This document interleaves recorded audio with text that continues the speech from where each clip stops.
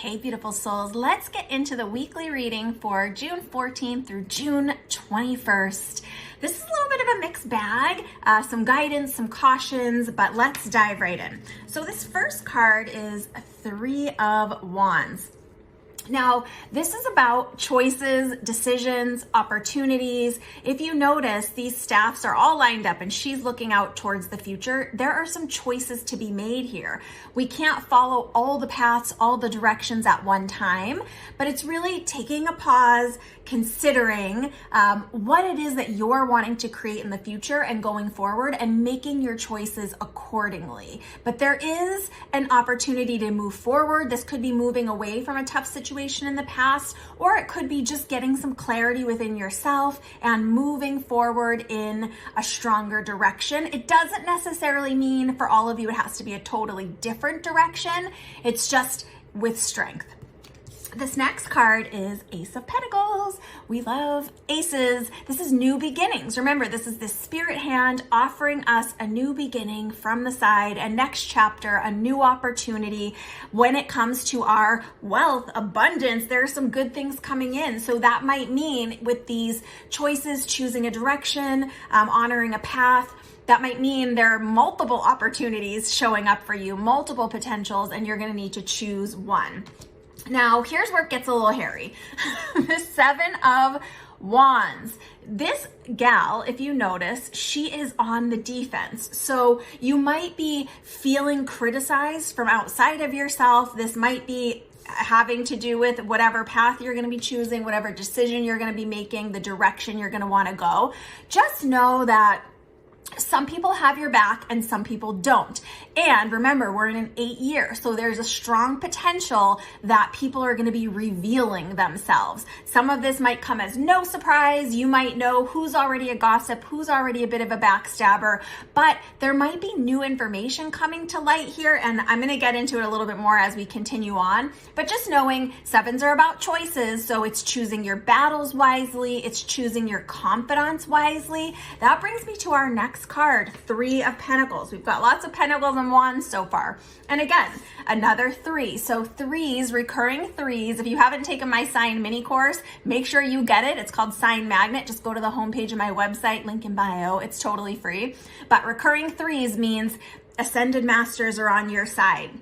You have support from the other side from wise masters. I'll say it that way for quickness. Now, this Three of Pentacles has to do with collaboration. So making sure that as you're seeking guidance about this path, these opportunities, that you're not telling everybody, that you're not sharing your news or your potentials or what's going on in your mind with everybody, but choosing collaboration wisely. Trusted advisors, someone who has a different perspective than you, someone who you can really trust to bear everything to. But again, remember, it might become clear who your friends actually are, who's in support of you and who's not. And it's okay. Whatever shows up, just know it's always in your highest and greatest good. And sometimes it's better to have the clarity about who a friend, a supporter, someone who's supposed to be on your team. We want to know who those people really are, right? Are they really who we need them to be, who they say they are, or are they not? Are they going to show themselves differently? That brings me to this last card. This is a little bit of a challenge here, this Five of Swords. Now, this can be read a couple of ways. So this often means we are wanting to fight or argue or have debate with someone over something and see these people walking away. But in the spread, the way we've been talking about it, there's a good possibility that as you get some clarity, make some choices, that there will be some people leaving your space, whether that means temporarily, whether that means, we have a little break in our friendship or our relationship, work-wise, whatever it is.